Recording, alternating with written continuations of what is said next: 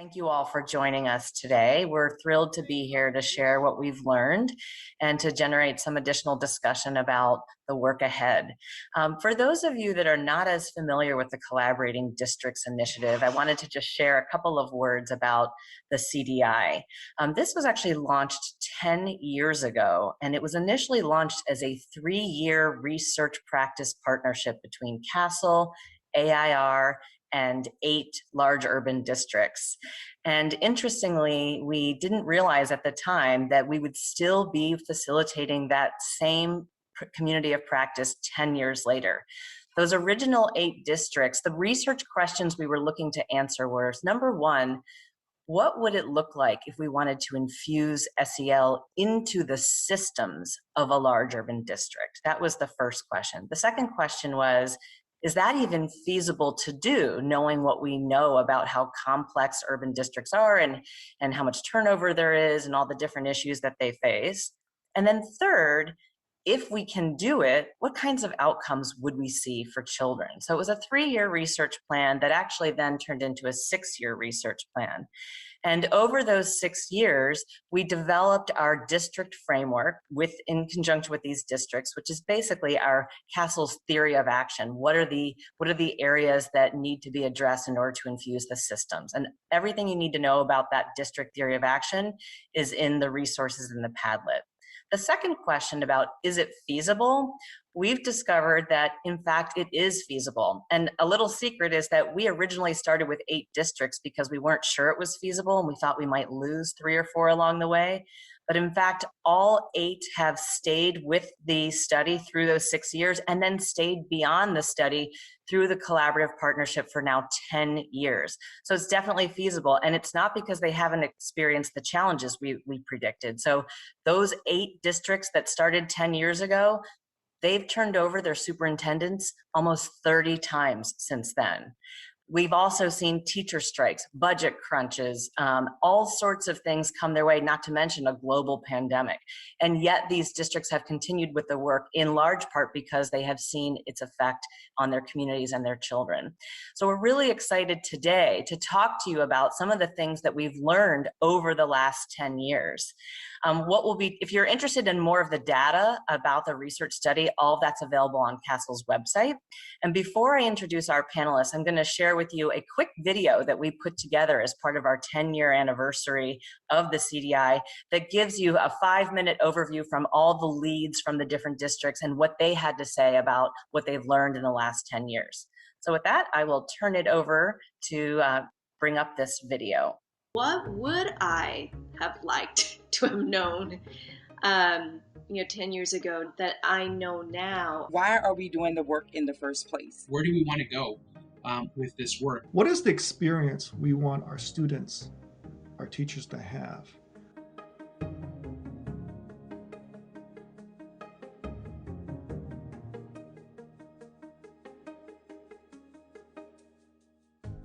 For us, because the other districts already had been engaged in the work for some time, their insight was really helpful for us. Each lead in the districts would advise us focus on adult SEL first. I would really focus in on making sure that the adults were prepared, that they had what they needed in order to be able to model the SEL skills for kids, that they themselves were well.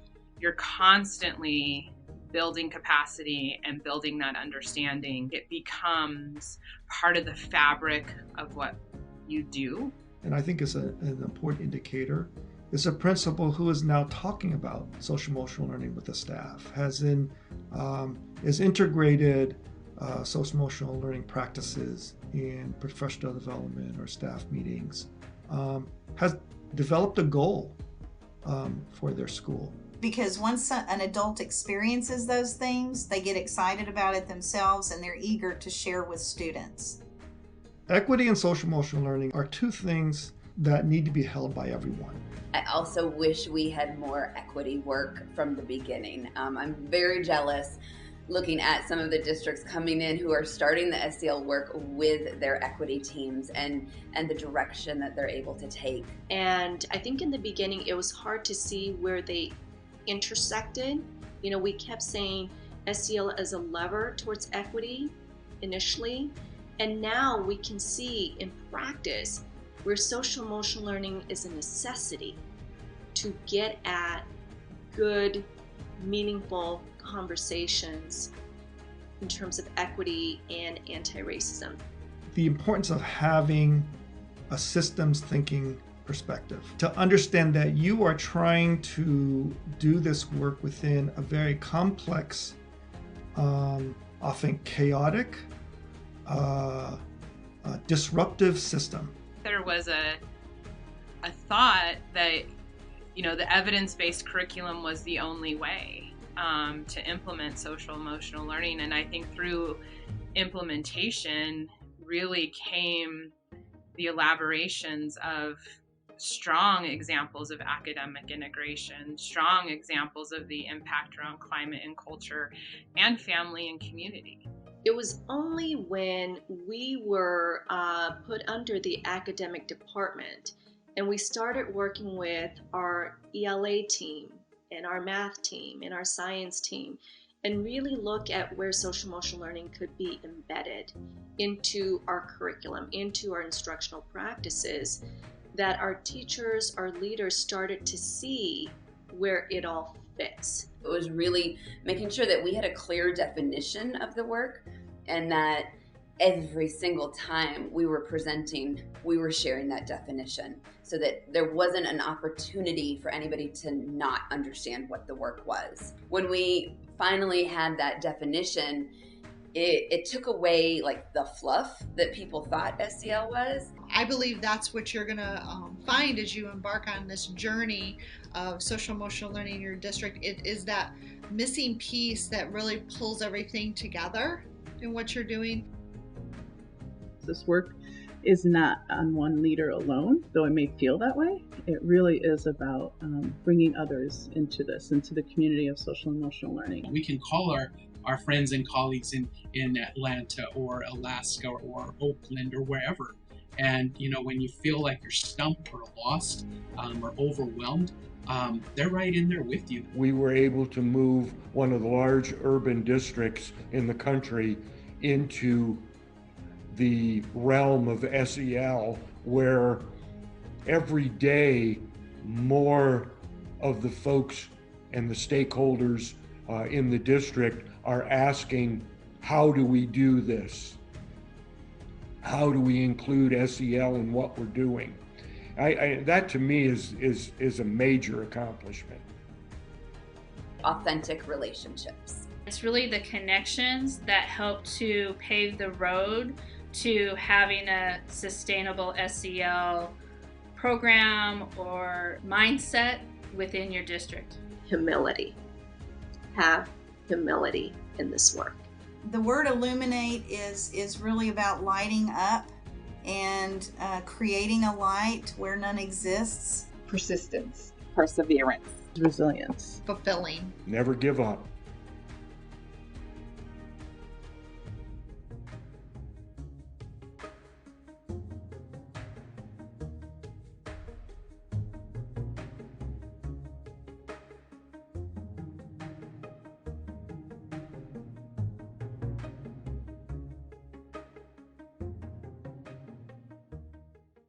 Let's actually move on to our discussion. I'd like to introduce our panelists. The first person on our panel today is Jorge Aguilar. He is the superintendent in Sacramento City Unified School District, where there's more than 40,000 students there and 75 schools. And he brings 20 years of experience to his role in Sacramento. I'm also like to introduce Rose Prejean. Dr. Rose Prejean Harris is currently the Director of Social and Emotional Learning for Atlanta Public Schools.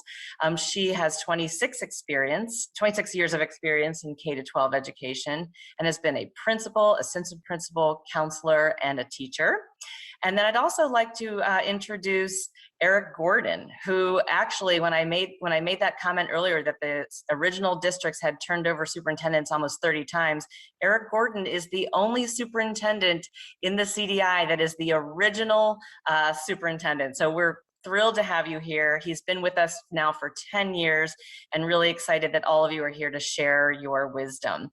Before we get into the questions, I wanted to just share that the audience for today includes other superintendents. It includes curriculum directors, assistant superintendents, special ed directors, counseling folks, as well as teachers. And then of course, there's a number of SEL leads like Rose in the room. So I thought maybe what I would do is start with a question to each of you to share a little bit about what you believe was the most important kind of early step in your implementation, and also if there's anything that you would do differently. So Eric, let's actually start with you. What was one of the most critical early steps for you in this implementation? Sure, thanks, Melissa. As Melissa and some of my colleagues know, our entrance into social emotional learning came out of a tragedy in Cleveland. It was my 10th day on the job, and we had a young man who really needed some supports that just were not in place, come into one of our high schools, shoot 2 teachers, shoot 2 students, and took his own life. And we determined that day we would never stop talking about that event. So many people try to make these things go away. We actually said this needs to be addressed in Cleveland. And in Cleveland, we actually call social emotional learning humanware because of that event, where we put hardware in place to keep people safe physically, but we needed to address the humanware problem. So what do I think we did really well then? Using that event, we have started our social emotional learning work in our partnership with the Cleveland Teachers Union. At the time, there was not a lot of good, strong labor management relations, but we were able to collaboratively work with the Teachers Union, which bought us a lot of initial buy-in when we implemented our SEL curriculum paths. What would I do differently in the implementation?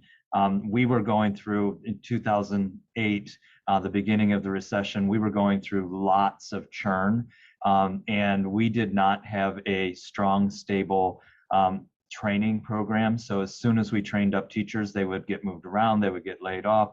And so we really struggled in those early days for implementation because at the time, we didn't have a capacity to bring it to the scale we needed for the district. So when I look back now, 15 years ago, the collaboration is what made it come to life, but the structural challenges that Cleveland was facing at the time made implementation pretty difficult.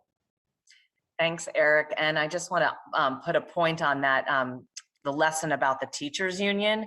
We've seen that plague a lot of districts, if not handled as well as Cleveland handled it, which was to link arms and forge partnerships in this work right from the get-go. So thanks for sharing that. I'm going to turn it over to Jorge and ask you to share also a really important key strategy that you implemented and also something that you might do differently. Thank you so much, Melissa, and thank you for the invitation. We're actually a case study. I won't spend the few minutes answering Melissa's question on the piece of labor management relations, but I'd be happy to discuss that with anybody that reaches out. Instead, I want to spend a little bit of time talking about what we would do again, and that'd be that we very early on established a steering committee, a very cross-functional, cross-departmental group of central office staff, school staff, community partners, which proved to be very helpful in our journey around SEL. The other thing that I would again do is make sure that through that steering committee, we were able to identify ambassadors, we were able to identify advocates and champions that really made very clear that this would not be a mutually exclusive path for Sac City Unified, that this would be embedded and integrated into everything related to academics. And so the partnership that was created with curriculum and instruction was absolutely critical in our own journey to make sure that this would be sustainable. The development of SEL indicators using Castle's competencies, we actually added an additional one, growth mindset, which I think was really important in the integration with curriculum and instruction. I would say that one thing that we would have done differently, and I appreciate Eric's comments, for us, I think looking back at the challenges we face even today, I wish that we had cultivated SEL among adults. I think that we made assumptions and presumptions that might not have been as necessary as I think looking back. I think we should have slowed down and made sure that we established positive relationships, we cultivated community, because that has proven to be a real key lever for advancing an equity, access, and social justice vision in Sac City. So I would certainly encourage others to slow down as you begin your own journey around this work, because it has led to other challenges that I think we probably could have addressed earlier on. Great, thank you. And those are two key lessons we've heard in other places as well, which is that SEL is not just for one individual or one department, but rather that cross-departmental team to really take ownership over the work is so critical, and also that the adult piece is critical. Thanks for sharing those two key pieces. And Rose, how about you in Atlanta? What would you say are some of the key sort of implementation wins and something you might do differently?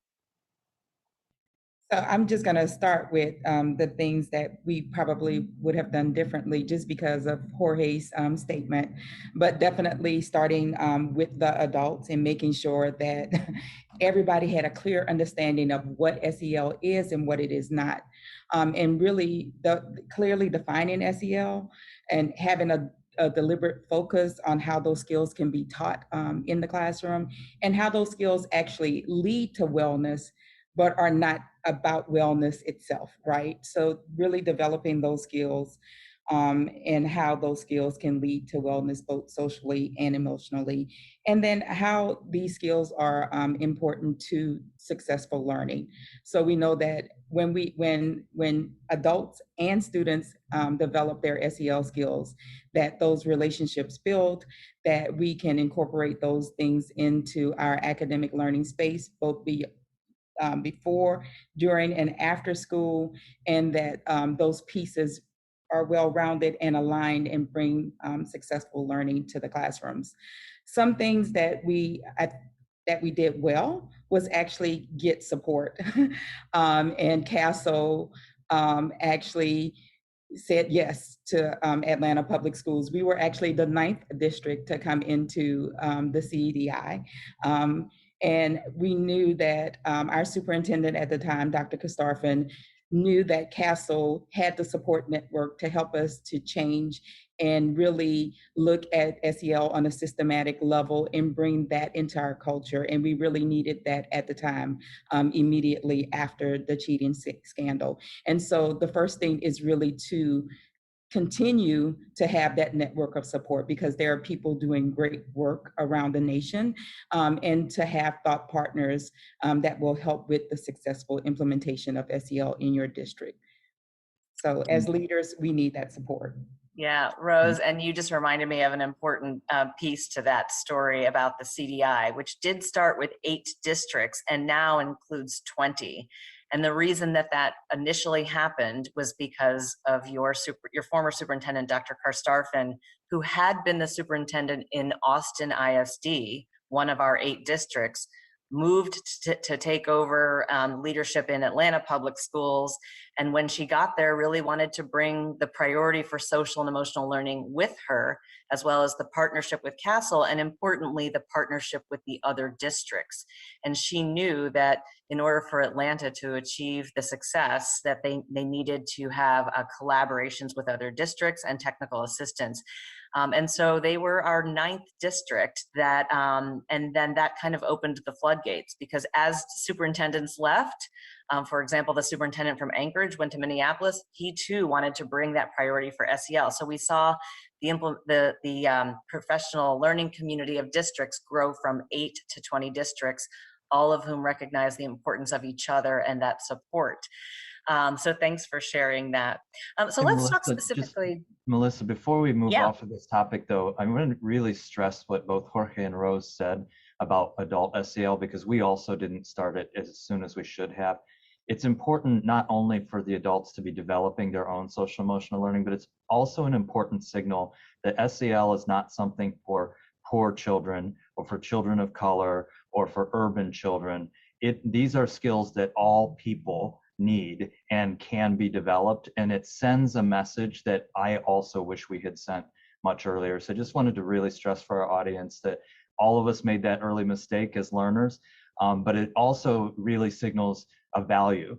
And you know, one of the challenges we've faced over time as large urban districts is that SEL is something for those kids and not for all people. And so I just wanted to really make sure we lifted that point. Thanks for doing that. And actually, let's stay on that for a minute, because I think the adult SEL piece is so critical and often overlooked in the early stages of implementation. I would be interested to hear from each of you about how you've supported adults in developing their own social and emotional learning skills and their own sort of capacity to do this work. Eric, and maybe we can just stay with you. Like, what are some of the things that Cleveland has done to support adults' development of their own SEL? So I would say that this is one of our still biggest weaknesses in Cleveland. We have invested a lot more in wellness committees where we really think about how are we taking care of our people in a much better, proactive way. We've really looked at how to make the organization a much more inclusive organization, and we've relied on our SEL framework to do that work. But I would argue that this is still a space, and you know, we've created a total rewards program so that people feel valued being here. But I think this is a space where, you know, we can do a lot more learning in the adult SEL space, because we really came into it pretty late. And then, you know, I guess the other thing I would say is through the pandemic, we did a lot more of kind of the self-care piece of it, but again, haven't had the depth of investment in the training and professional growth in the way that we would like to. Okay, great. Thanks for sharing that. Jorge, how about in Sacramento? What have you all been doing to help the adults? Yeah, and like Eric, Melissa, I'd say, I mean, this is an area where we are still growing, but I think it starts with just acknowledging how critical this work is in order to have any genuine and honest conversations about the work that has impacted our students for so many years. And that requires, in our opinion, our adults to have a very strong self-awareness, very strong social awareness skills in order to be able to navigate these very difficult emotions that, of course, we know arise when we have these types of discussions, and where you stand with your mental schema, what triggers some of those schema as well, I think is important for us to acknowledge. I'm very proud that our team has, especially during the pandemic, they began to post these Zoom Mindful Monday sessions that were recorded and were shared online, and people could go in there and learn about self-care, for example. We also work closely with our classified and support staff to support them throughout the pandemic. Everything that we've done with our adults through principles in our professional development has focused on the 3 SEL signature practices, and those have been embedded in our staff meetings as well. But there is a great deal for us to still continue to focus on, again, because we are pretty late to that aspect of SEL, and we're going to continue to focus in there. Great, thank you for sharing. And Rose, how about in Atlanta? I think the first thing that we did was actually formed an SEL department to be able to have that systems overview and someone really driving the work of what SEL looks like in the district. From there, we really have, since our department is small, we have SEL liaisons in every school, and we use the train the trainer module to really focus in on those, what I call the I competencies, the self-awareness and the self-management. So when we look at ourselves, we look at ourselves and we put ourselves into all of our work. I think one of the strategic moves was that early on, SEL was in the student services and support side of our organization. And after a couple of years, recognizing that it is important to ingrain SEL into every single practice that we have, from human resources to teaching and learning. We were moved to the instructional side, where we got to work with school leaders, instructional coaches, SEL liaisons, to really focus in on those two I competencies and how you look at your work through your lens and how you drive that work through your lens. And so being able to recognize how you step into a room and what you bring into that conversation really drives the work, right? And so the I competencies is really how we develop the adults, right? That self-awareness and self-management piece, and what they bring to the table and how they can move the work just by moving themselves, and being able to model those competencies for kids.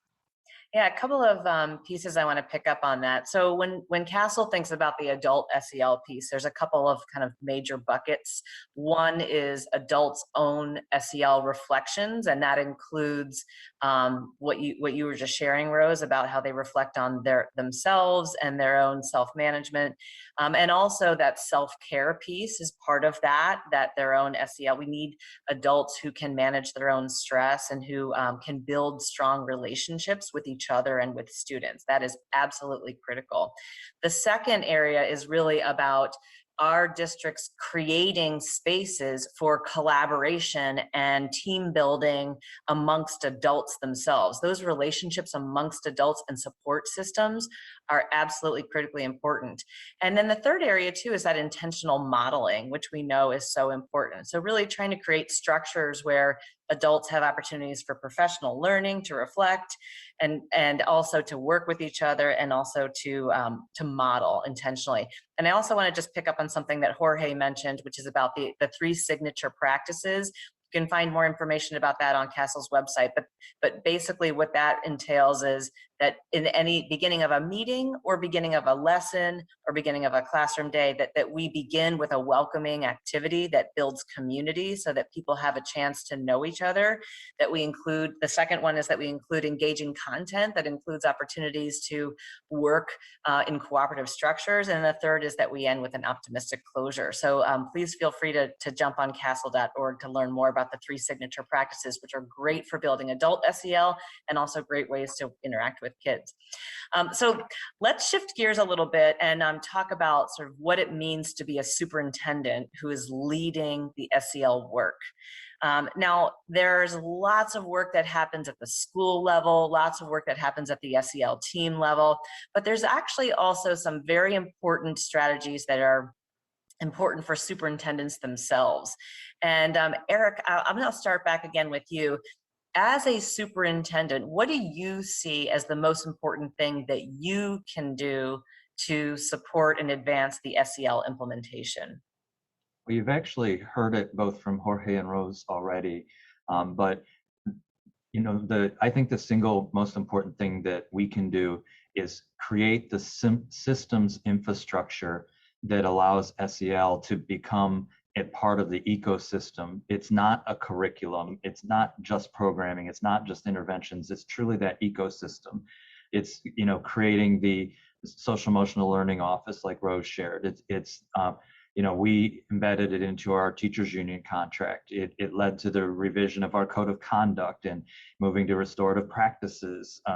It led to SEL ambassadors in every one of our schools in Cleveland as well. It's part of our differentiated compensation system. It's part of our customer service experience. So how do you make it part of the system? Because it is not a thing that sits somewhere. It is a way of being, a way of acting that has to be systematized. And the superintendent is the person responsible for creating that environment so that all of the pieces and parts that sit within it can function at a high level. Thanks. I would wholeheartedly agree. Jorge, how about you? Is there a specific thing that you see as your role as the superintendent to facilitate the advancement of SEL? Yeah, what a great question. And I think I'm going to say something very similar to my colleague Eric and just say it differently. And that is, as Rose was talking about their work as well, we of course also have a department that's focused on this. And I think as superintendent, our responsibility is to make sure that we're balancing very carefully, because it's important to hear directly from us as superintendents that this is not a standalone initiative. We don't create a department because we expect it to be a standalone initiative, and that instead it is the backbone of our organization. And I think oftentimes that becomes a challenge, that if we're not checking regularly ourselves, our senior leaders, it can easily go into a siloed effort and something that is done by a department and a group of staff in that department. And I would say that that is something that we constantly are going to be struggling with. Less so if, again, you work toward building that infrastructure and those systems, policies, procedures, and what becomes traditions in your organization that makes it clear that it actually is the backbone of your organization. The other thing that I've mentioned that is also difficult, and I think we have a responsibility to play as superintendents, is bringing to life this construct that this kind of work has to start at the boardroom and go down to the classroom, and every single piece that's in between that construct of a boardroom to a classroom. And by no means am I saying that we're successful in that, but for example, our Board of Education is going to be starting a series of anti-racist trainings in August. That is very similar to what we're doing as a cabinet, that is similar to what our site leaders are doing, and eventually will be very similar to what our site leaders are going to be supporting our teachers. So bringing to life that construct that we often talk about of, community to boardroom to classroom is one that I think we have to constantly monitor to make sure that, again, this continues to be the backbone of the organization. Great, thank you. So Rose, a slightly different question for you as the SEL leader in Atlanta. Can you share what you see from your perspective as one of the most important things a superintendent can do to help you in your work? So I don't know how I can say it any better than what Jorge and Eric have just said. They have hit every point that I was going to make for this particular question, which is really critical in making sure that SEL is a systemic piece of all of the work within the district. And I can say in Atlanta Public Schools that this department collaborates with every department. Like, we are like part of the conversations at every piece, like from hiring to classroom instruction. And it really is like at the heart of the work that you do in education, those SEL skills and competencies, because without those relationships, without really knowing and developing those skills, it's very hard to do anything else for the work to really move, to really deepen. And our true work in education, of course, is for those educational outcomes for student success. And that's still a driver for SEL too. Those goals are the same goals for this department. So it's just critical, like Jorge said, from the boardroom to the classroom, that everybody understands what SEL is, that the superintendent is the person who is leading that work, that they embody those principles, those competencies, and those skills, and they are constantly modeling it in everything that you do. And you can't do that without having the funding resources backing that up with the funding resources within your district, right, to make sure that those things could happen with fidelity. And back to making SEL a priority, like, again, people are the heart of an organization, right? And we serve people. Our business is about serving people, and young people are very important to the future of this country. And so without giving them and helping them to develop those skills, the empathy, the compassion, where are we going to go, right? Without being able to have those conversations. So having those resources just critical, right? And having someone to drive that work and to have a seat at the table, to have those conversations, just to have that lens and to put that extra layer, I think is just critically important. Of making sure that those practices are systemic. Thank you all. And all of you have been great examples of what it looks like when the superintendent is leading with SEL by clearly communicating, not just with words, but with actions and with resources about this as a long-term priority that is embedded into the systems, as opposed to funding for a program or an initiative that people don't really believe is here to stay. So we are really appreciative of all of your work. Also, for those of you that aren't aware, one of the resources on the Padlet is actually a resource that Castle developed with AASA that is specifically, it's called Superintendent's Essentials for Social and Emotional Learning, and it lists 10 key strategies, many of which have been mentioned here, from allocating resources to developing those systems and to thinking about the data. All those pieces that we know are critically important, specifically for superintendents, are detailed in that Superintendent's Essential resource. So please check that one out as well. Let's talk a little bit about the young people themselves too. One thing that has come up quite a bit is the opportunity for the youth themselves to have a voice and to be listened to authentically. And you all have done a great job of thinking about youth voice in your districts and what that might look like, which, by the way, not only promotes social and emotional learning, but it helps them develop those skills and leads to more growth in that area too. And it's an important piece for the adults to create space for youth voice. So it's such an important element to social and emotional learning. Maybe you can share a little bit about, Jorge, we'll start with you this time, how youth voice is showing up in Sacramento.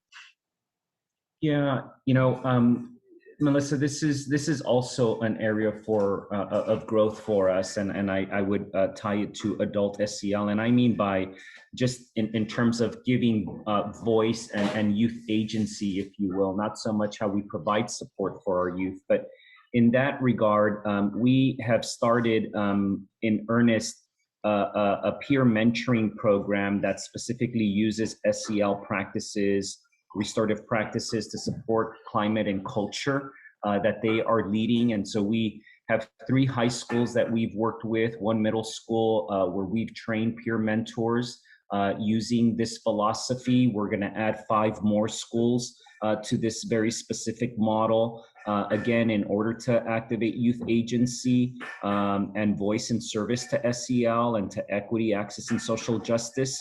Our team also works, we have a department, a youth development department that runs a men's, a women's leadership academy, our student advisory council work, and we work they're also managing right now our summer programming across the entire district at over 40 of our schools. And we worked with them to make sure that SEL practices are amplified in their own programming as a department as well.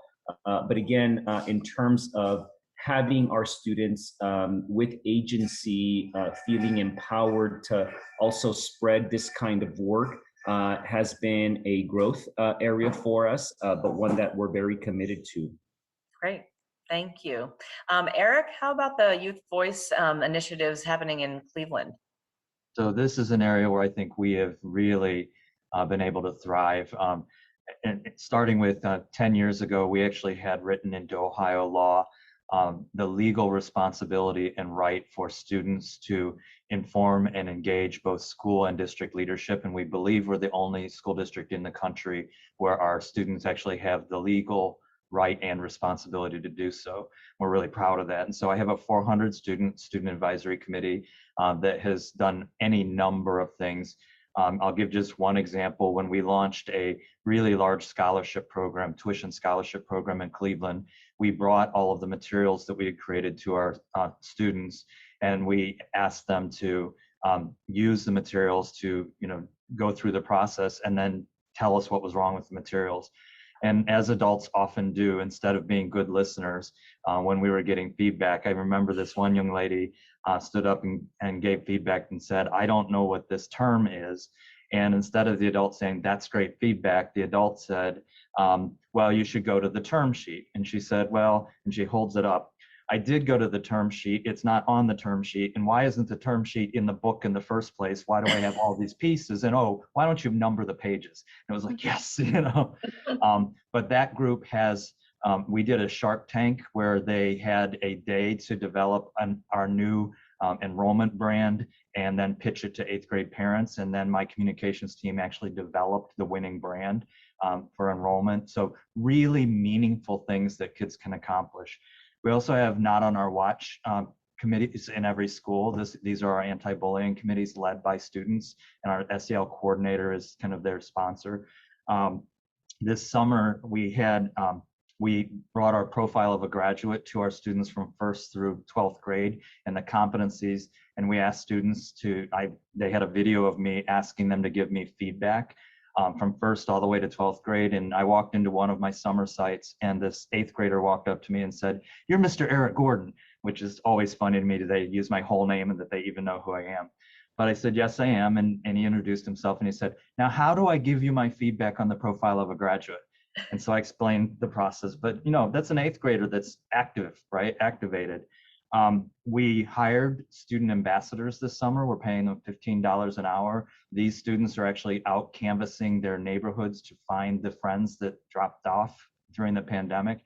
They're also our social media influencers now. They're participating in TikTok contests and all kinds of things to get the word out.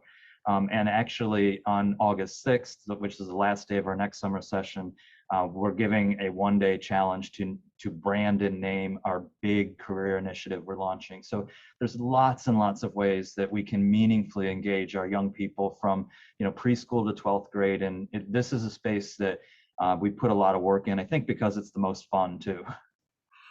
Thanks. And I will say, when I think about youth voice, even at the youngest levels, I have a memory of walking through schools in Cleveland and seeing kindergartners leading the morning meeting and 1st graders leading morning meeting. And these kinds of things can happen even for our youngest kids if we simply invite them into the process and help them build that agency from the earliest levels so that they do feel comfortable in more leadership roles and exerting their assertiveness throughout their lives. And we're really thrilled about the work that you're doing there.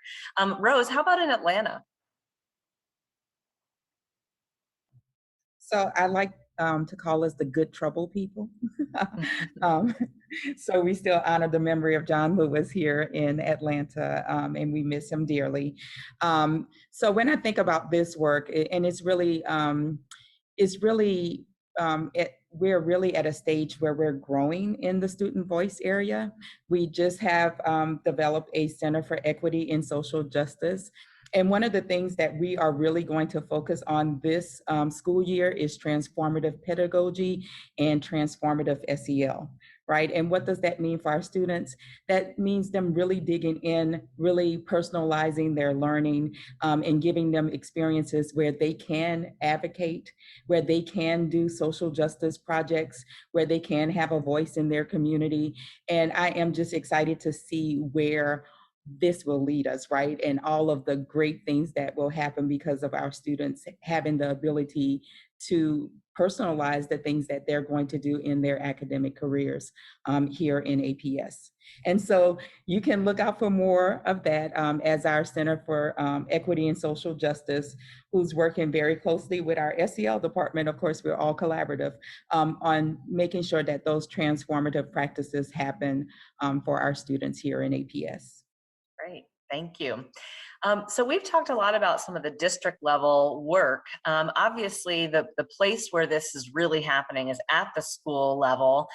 Maybe you can each share a little bit about how does that district level implementation and priority and effort, how do you actually support the schools in their work to systemically think through SEL? And how have you created systems where schools can support each other? And Rose, I'm going to just stick with you for a minute. Can you share a little bit about how the APS schools get support and how they support each other? Yes. So again, we are part of the team that helps to train school leadership teams. And one of the things that we are implementing in terms of levels of support is our improvement science process. And those schools then get to identify those things that are really not working for them, and then really specifically work on a particular area that is near and dear to them in their school community. And so we've kind of systemized that process so that they're able to get that particular support. And we also do, as we meet as school leadership teams as a whole, we create that opportunity for problems of practice where they're able to share that information with each other so that if someone else is experiencing that same thing, that they have a support network within their peer group in order to help solve that issue also. And so at the center of that is really being able and being open to having those conversations, forming those peer groups and those listening circles so that they have a center of support there for them. Great, thank you. Jorge, how about Sacramento? How are you all organized to support schools? Yeah, again, I mentioned that we do have a department, Melissa, and I just want to kind of reiterate the importance of this not being the work of just a department. But our team is just an amazing and talented group of staff members with a director, training specialists that support each of our 76 schools in Sac City. But some of the things that they do in terms of providing direct support, they support our school leadership teams. Reviewing culture, climate survey data, discipline referral data, all of that important work that should then be embedded into our school plans for student achievement, which is very critical to ensure that our budgeting decisions are all tied to student outcomes. And so how SEL is looked and studied is critical to our continuous improvement work that we have been doing in Sac City for a number of years. It also serves as the glue to make sure that there is integrated support, coherent support, and that work is not siloed. So different departments, curriculum and instruction, student support services, expanded learning, our family and community engagement work, our early childhood education work is all supported through this fantastic team that we have in Sac City. We provide direct professional development, a little bit of what Rose was mentioning. They collaborate with our site leaders to co-construct and co-facilitate professional development to staff around SEL curriculum, the 3 signature practices, trauma-informed practices, developing calming corners at our school sites, mindfulness, restorative practices, of course, SEL and academic integration, culturally responsive teaching, anti-racist education, really anything that a school needs in building adult relationships, student-centered relationship, community building strategies, all of that is done through this amazing and talented group of staff. They support our school teacher teams as well during cross-collaborative days that take place on a weekly basis by modeling lessons, offering in-class coaching support where is needed. They're always ready and willing and provide direct services to our schools to implement healing circles when we have the need for formal restorative conferences to repair harm. That is the group that is responsible for that work. Empathy interviews, focus groups, just an amount of work that is really hard to describe, Melissa, and they're just all doing it for and on behalf of our students and adults across the entire district.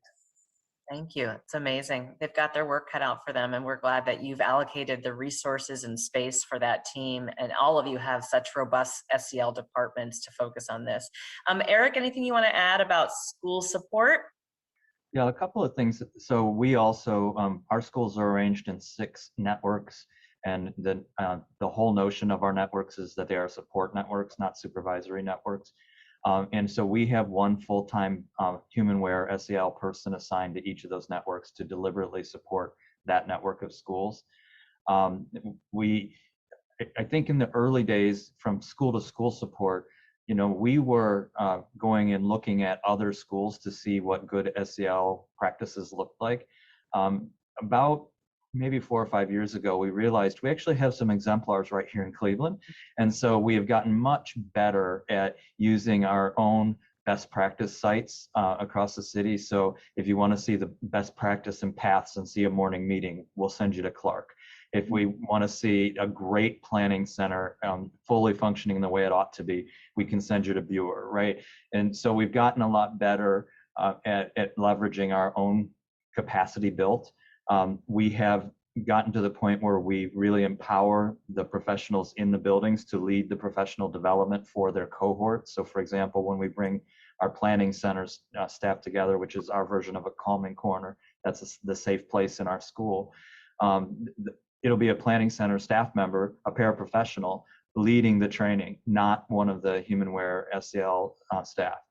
And just this last year, and we'll be launching it here in the fall, we bargained a new student behavior support committee that is not focused on the student, it's focused on the adults. And so this is a collaborative committee with our teachers union to identify where we see over-identification of discipline, and then say, how do we help that teacher or that principal or that school?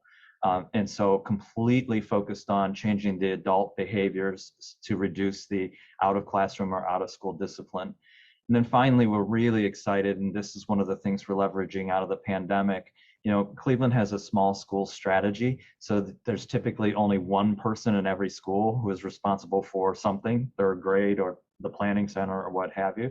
So we're creating digital communities of practice where we're incentivizing them with a kind of particular task to get them started, but then hoping that like the planning center coordinators will all just stay in the community of practice that can be both synchronous and asynchronous, so that you don't have to leave your school to go get training or to talk to your peers, or but that they can interact and share in a much more just fluid and natural way like learning is supposed to be. So we're really excited to create those peer networks across our school communities as well. Great. And I'm going to lift up just a few things that were said that we've learned is so critically important. But schools supporting each other that you've all described is really, really powerful. Not unlike how your districts have supported each other, when schools can really work with each other to problem solve and to develop those communities of practice. That is really, really helpful. I also really appreciate how all of you have allocated staff to this work in really significant ways, that they're not simply out there doing it on their own, but that there's someone from an SEL department that is supporting that work and building their capacity to support that work. Another thing that you mentioned that's so important is that it's not just that department, but that they're collaborating with curriculum and instruction and collaborating with college and career readiness or the equity department, because when SEL is infused in those departments, then all of the academic training will include SEL as part of that, or all of the other types of initiatives have SEL embedded. And that's just so very important. One of the things that we've learned over time, I think Rose mentioned early on, is sometimes districts in the beginning stages of their work, they put SEL in student support services because they figure that's where the expertise lies and there are guidance counselors there, so why not put SEL? And then 100% of the time in the CDI, they move it out because they've learned that by putting it there, it's communicating a message that SEL is not for everyone, or that it's for kids with problems or kids in trauma, and what we all know is that SEL is for everyone, and it should be asset-based, and it should be considered the priority of all departments. And so we've seen every single district in the CDI come to their own conclusion that there will be less siloing and more success and more systemic implementation if SEL sits in a department that everyone recognizes is for all kids. And it could be academics, it could be college and career readiness, it could be equity, but that message about who SEL is for is critically important. And then lastly, on the Padlet, one of the resources is called the 10 Indicators of School-Wide SEL. It is basically defines for schools, what does it look like to systemically implement SEL at a school level.